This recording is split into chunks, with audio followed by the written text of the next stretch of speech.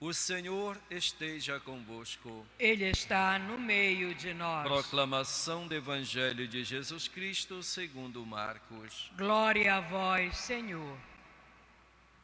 Naquele tempo, os mestres da lei, que tinham vindo de Jerusalém, diziam que ele estava possuído por Beelzebul e que pelo príncipe dos demônios ele expulsava os demônios. Então Jesus os chamou e falou-lhes em parábolas. Como é que Satanás pode expulsar Satanás? Se o reino se divide contra si mesmo, ele não poderá manter-se. Se uma família se divide contra si mesma, ela não poderá manter-se. Assim, se Satanás se levanta contra si mesmo e se divide, não poderá sobreviver, mas será destruído. Ninguém pode entrar na casa de um homem forte para roubar seus bens sem antes o amarrar. Só depois poderá saquear sua casa. Em verdade, eu vos digo, tudo será perdoado aos homens, tanto os pecados como qualquer blasfêmia que tiverem dito. Mas quem blasfemar contra o Espírito Santo nunca será perdoado, mas será culpado de um pecado eterno. Jesus falou isso porque diziam, ele está possuído por um espírito mau. Palavra da salvação. Glória a vós, Senhor. Que as palavras do Santo Evangelho perdoem os nossos pecados. Amém. Queridos irmãos e irmãs, reunidos aqui na Basílica Santuário, a casa de Deus e da Virgem Maria, queridos irmãos e irmãs que nos acompanham através do canal de televisão, da rede de televisão Nazaré, aqueles que nos acompanham através da rádio web, queremos neste dia, neste primeiro dia de trabalho da semana, iniciar junto com o Senhor, ouvindo a palavra, celebrando a Eucaristia, para que o Senhor esteja presente em nossa vida e assim seja força para nós, em todas as situações da nossa vida. Nós, sem Deus, nada podemos, como Jesus disse, sem mim nada podeis fazer. E quantas são as provações, as dificuldades pelas quais nós passamos no dia a dia. E precisamos da presença de Deus, precisamos da fé que nos alimenta, que nos impulsiona e nos faz perseverantes e não desistirmos nunca do caminho. O Senhor Deus está conosco, Jesus é fiel à sua palavra e não nos deixa sozinhos. Portanto, iniciemos esta semana de trabalho com confiança no Senhor. A palavra de Deus é sempre a luz para o nosso caminho, para a nossa fé, como discípulos missionários de Jesus Cristo. Nós continuamos a leitura da carta aos Hebreus.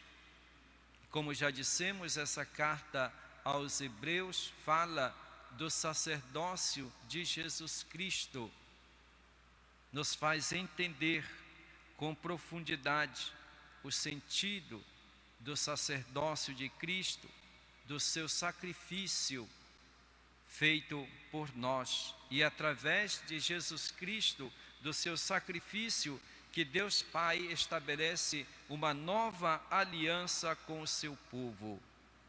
E o trecho desta carta que hoje nós lemos inicia dizendo que Cristo é o mediador de uma nova aliança. Houve uma aliança feita com o povo no Antigo Testamento através de Moisés. Agora, Jesus Cristo fez, ou melhor, o Pai fez uma nova aliança com o seu povo por intermédio de Jesus Cristo. Esta aliança é feita pelo sacrifício, pela morte do próprio Jesus. E com este seu sacrifício ele reparou as transgressões cometidas no decorrer da primeira aliança. Portanto, Cristo, com seu sacrifício, repara todas as falhas, todos os pecados, todas as transgressões de todos aqueles que acreditam em Deus em todos os tempos. O sacrifício de Cristo é em favor de todos os homens, de todos os tempos que acreditaram na promessa, de todos aqueles que reconhecem a Deus como o Senhor. Portanto, Jesus salva a todos, da antiga aliança, da nova aliança. Todos aqueles que são chamados, que recebem a promessa da herança eterna. Então, Jesus, com o seu sacrifício, ele entra, diz a carta aos Hebreus, no santuário, não o santuário feito pelas mãos dos homens, mas o verdadeiro santuário, que é o próprio céu. E Jesus, indo aos céus, ele abre a porta para todos nós. Vejam que beleza, que grandeza, que fato extraordinário que se realiza em nosso favor. Jesus se oferece por nós, nós fazemos parte dessa nova aliança do sangue de Cristo. Cristo se oferece ao Pai pela sua obediência, pela seu sacrifício, por ele ter feito a vontade do Pai. Ele volta para os céus, entra no santuário, e ele abre as portas para nós. Nós podemos entrar nos céus graças ao sacrifício de Cristo. Eis então a nossa vocação, o nosso chamado para vivermos eternamente com o Pai, com o Filho e com o Espírito Santo. Essa é a nossa vocação cristã, chamados para viver na santidade e viver eternamente nos céus. Existe coisa melhor do que isso? Mas às vezes nós nos esquecemos desta nossa vocação.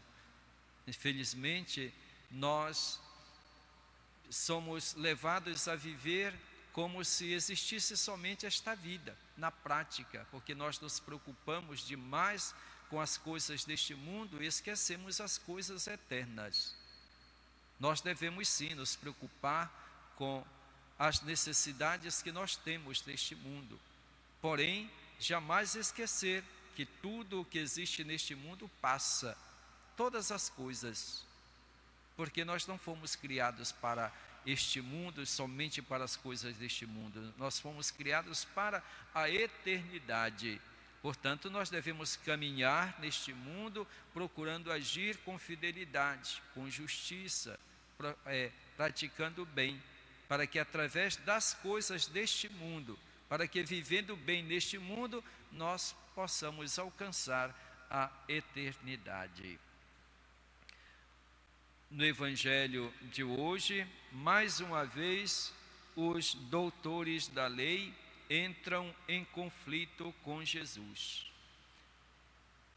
Eles vão de Jerusalém ao encontro de Jesus e dizem que Jesus está fazendo milagres, prodígios, pelo poder de Beelzebu, o príncipe dos demônios.